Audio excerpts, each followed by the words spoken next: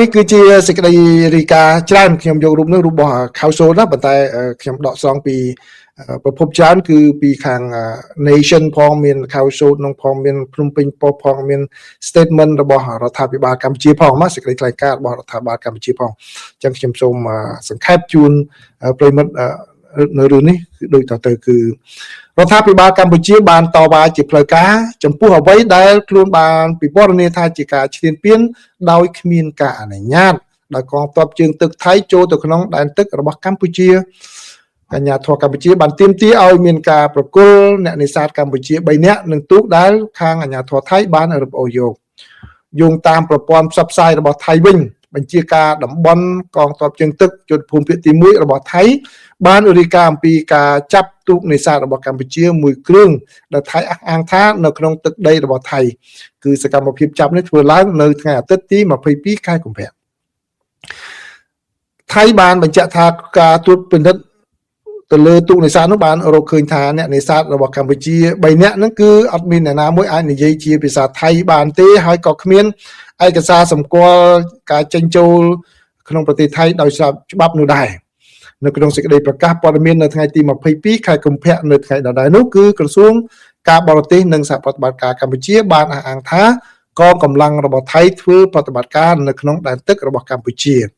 សេចក្តីថ្លែងការណ៍របស់កម្ពុជាបាននិយាយថាជនជាតិកម្ពុជាចំនួន3នាក់ត្រូវបានចាប់ខ្លួននិងទូកនេសាទរបស់ពួកគេត្រូវបានរឹបអូសនៅចម្ងាយប្រមាណជា7.2 nautical mile បាទគឺបាននៅប្រហែលក្នុង10គីឡូពី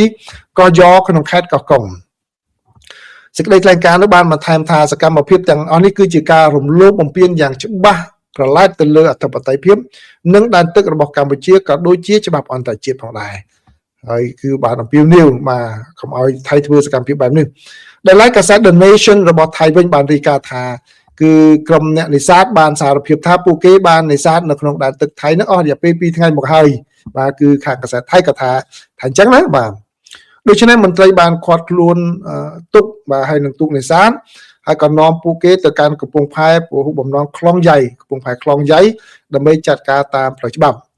ហើយការសម្របសម្រួលមួយត្រូវបានធ្វើឡើងជាមួយនឹងមជ្ឈមណ្ឌលបញ្ជាការអនុវត្តច្បាប់ដែនសមុទ្ររបស់ថៃនៅក្នុងខេត្តត្រាតដើម្បីដាក់ពង្រាយភ្នាក់ងារដើម្បីត្រួតពិនិត្យរួមគ្នានិងបន្តជំហានទាំងឡាយណាដែលស្របតាមផ្លូវច្បាប់បាទករណីនេះកំពុងស្ថិតនៅក្រោមការស៊ើបអង្កេតហើយក៏កំពុងត្រូវបានដោះស្រាយយ៉ាងតឹងរ៉ឹងស្របតាមច្បាប់របស់ថៃនេះបើយោងតាមសេចក្តីរាយការណ៍របស់ថៃណាបាទគាត់ថាគឺយកច្បាប់ថៃអញ្ចឹងកម្ពុជាមិនព្រមទេគឺកម្ពុជាតវ៉ាសូរ៉ាំក៏ថាលោកពូយល់យ៉ាងណាដែរថៃចាប់អ្នកនេសាទកម្ពុជាខ្ញុំបានជម្រាបជូនដំណឹងមិញហើយខ្ញុំយល់ស្របជាមួយនឹងការតវ៉ារបស់កម្ពុជាហ្នឹងគឺបាទមកចាប់កម្ពុជាអញ្ចឹងបាទគឺកម្ពុជានៅក្នុងសេចក្តីថ្លែងការណ៍ហ្នឹងក៏ដាក់ធ្ងន់ដែរគឺជាការមួយដែលមករំលោភមកយកច្បាប់ខ្លួនឯងមកអនុវត្តទៅលើទឹកដីកម្ពុជាប៉ុន្តែខ្ញុំឮអ្វីដែលខ្ញុំយល់ពីសូរ៉ាំចង់សួរបន្ថែមទៀតក្រៅពីព័ត៌មាននេះគឺចង់យល់ថាតើទង្វើបែបនេះរបស់ថៃហ្នឹងវាក៏ឃ្លឿនឬអត់ទេអញ្ចឹងណាបាទខ្ញុំយល់ថាថៃគាត់ប្រហើនបាទគាត់បង្ករឿងបាននិយាយរួមបើខ្ញុំអាចនិយាយទៅដោយដឹងចិត្តសូរ៉ាំគឺចង់បានពាក្យមួយហ្នឹងខ្ញុំអាចជូនពាក្យនឹងបានគឺតែគាត់បង្ករឿងគ្រប់កលុកកលាទាំងអស់បាទមែនទេជាពាក្យដែលចង់បានអញ្ចឹងមែនទេខ្ញុំដឹងគាត់ថាសួរខ្ញុំដឹងចង់បានបាទខ្ញុំថាគាត់ប្រហើនណាគាត់មើលងាយយើងបាទអញ្ចឹងយើងមានតែពង្រឹងខ្លួនយើងទេបាទគឺពាក់ព័ន្ធជាមួយនឹងការវិវត្តនៅក្នុងប្រទេសអ៊ុយក្រែនបើយោងតាមសេចក្តីរាយការណ៍នេះឲ្យដឹងថាគឺរុស្ស៊ីឥឡូវនេះគឺបានបើកការវាយប្រហារយ៉ាងខ្លាំងទៅលើប្រទេសអ៊ុយក្រែនដោយសម្ដៅទៅលើហេដ្ឋារចនាសម្ព័ន្ធអគ្គិសនីគឺការវាយប្រហារនេះនៅថ្ងៃអាទិត្យនេះដោយមានបាញ់ដ្រូននិងបាញ់មីស៊ីលរាប់រយបាទមីស៊ីលរាប់សិប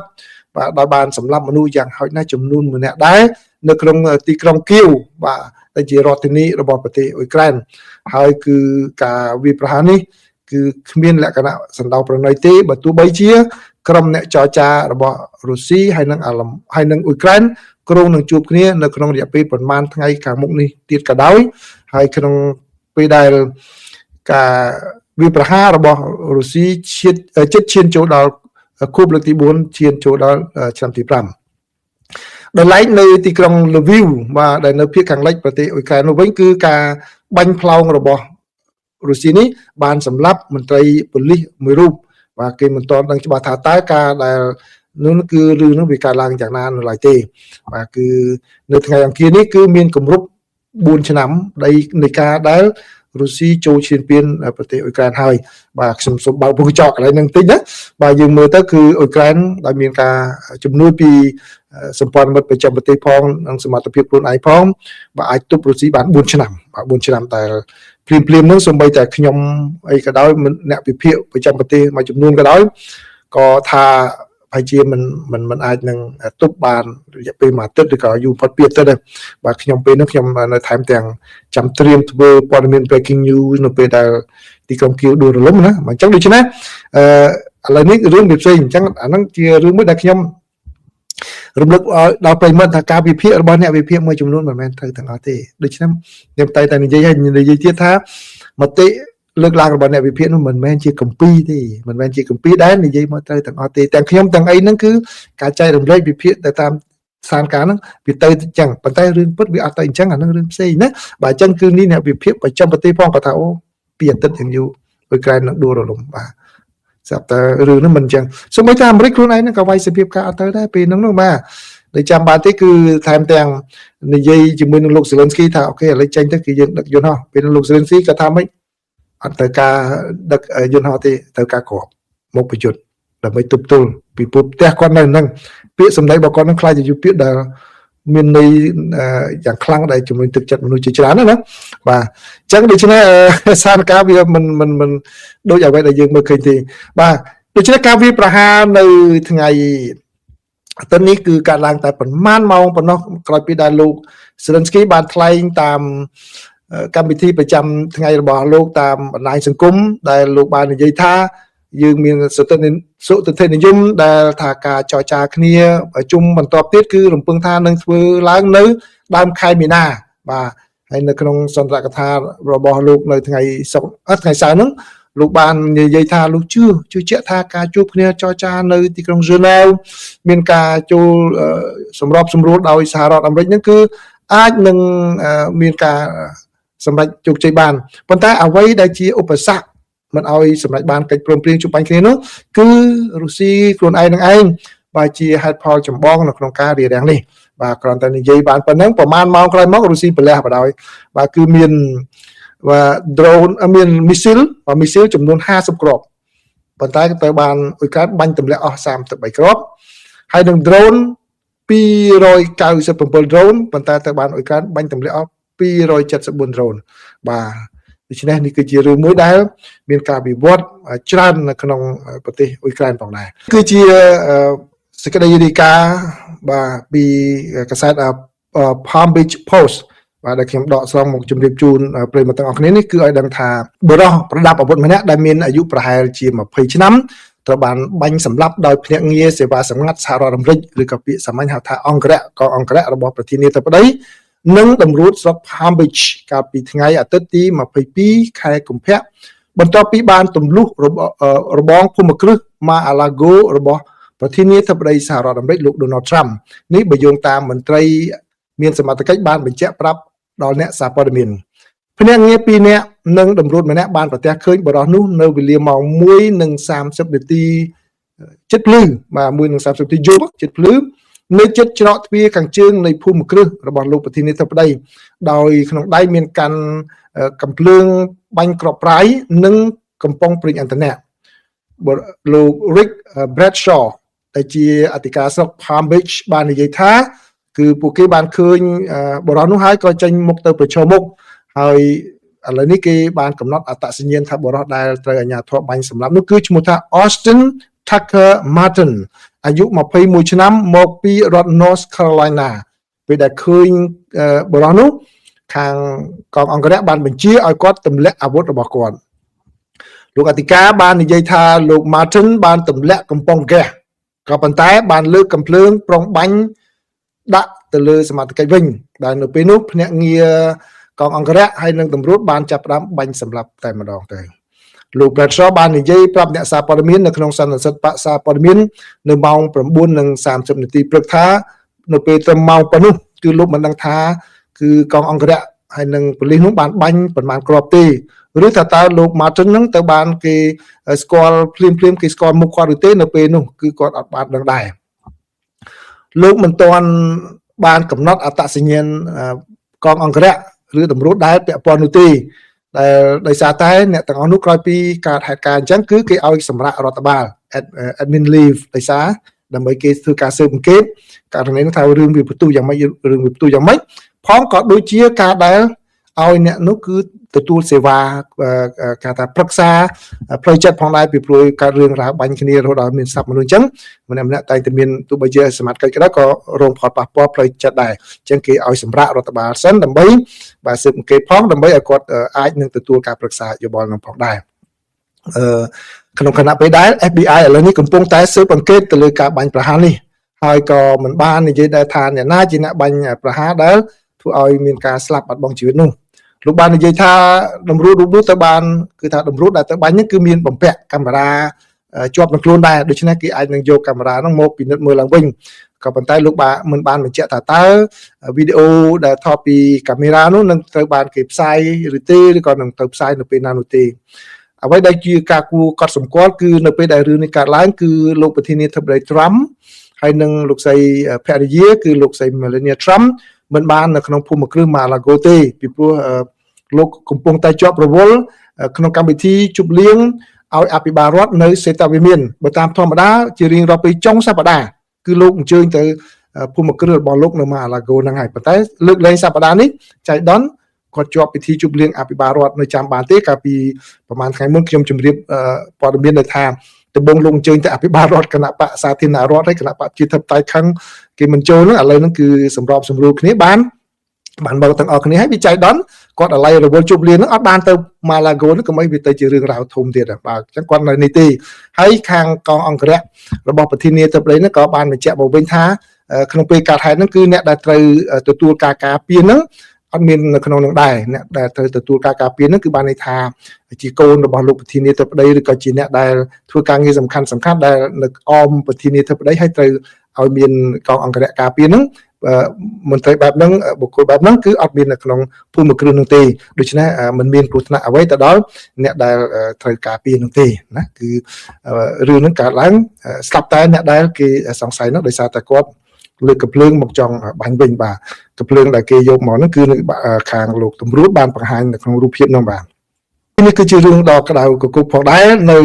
ប្រទេសមិចស៊ិកទេក៏ប៉ុន្តែវាមានពាក់ព័ន្ធ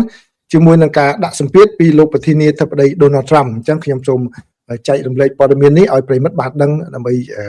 ជាព័ត៌មានផងនៅក្នុងកម្មវិធីបច្ចុប្បន្នភាពអាមេរិកនេះយោធាមិចស៊ិកបានបាញ់សម្លាប់មេខ្លោងគ្រឿងញៀនដ៏មានឥទ្ធិពលបំផុតរបស់ប្រទេសមិចស៊ិកគឺឈ្មោះ Nemesio Menjo Oseguera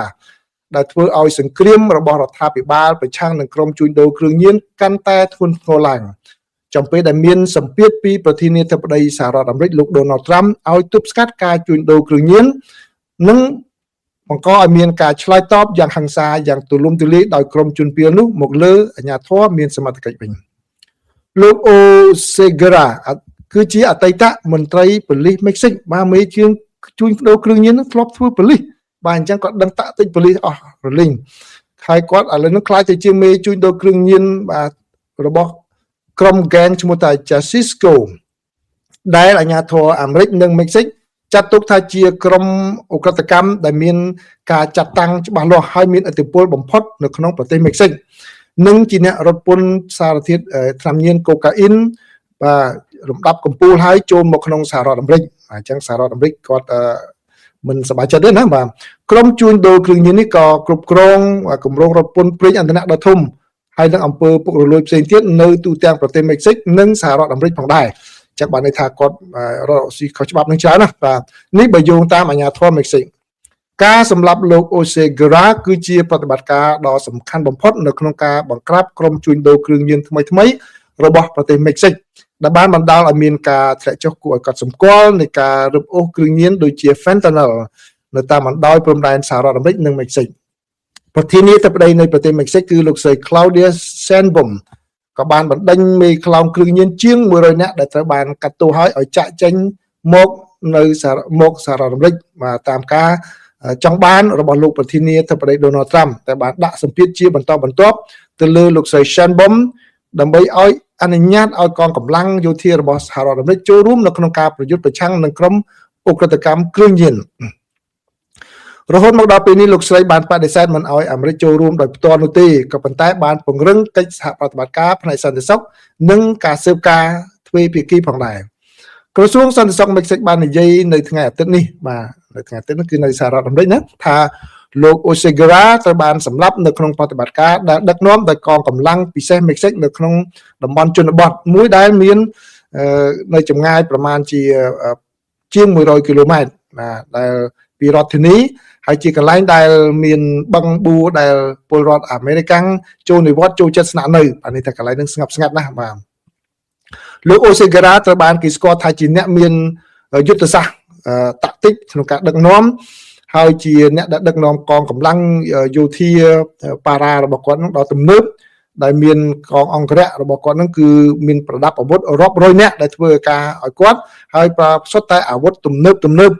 ដែលពួកគេនោះទទួលបានការបណ្ដុះបណ្ដាលវឹកវើយ៉ាងល្អក្នុងការធ្វើសកម្មភាពហើយគាត់បានគ្រប់គ្រងដែនដីដ៏ទូលំទូលាយជាពិសេសនៅក្នុងរដ្ឋដែលជាកន្លែងទីកំណើតរបស់គាត់គឺរដ្ឋ Jalisco បាទលោកបានពង្រីកឥទ្ធិពលរបស់លោកហើយត្រូវបានបាទប៉ះពាល់នៅក្នុងការតស៊ូបង្ហូរឈាមដើម្បីពង្រីកទីរបស់គាត់នឹងបាទជាមួយនឹងអាជ្ញាធរផងដែរដែលនៅភាគខាងលិចប្រទេសមិចស៊ិកសហរដ្ឋអាមេរិកបានផ្ដល់ប្រាក់រង្វាន់រហូតដល់$15 លានបើសិនជាអាចនឹងចាប់ឬសម្រាប់លោកអូសេហ្គារ៉ាបានយោងតាមអាជ្ញាធរគឺមេ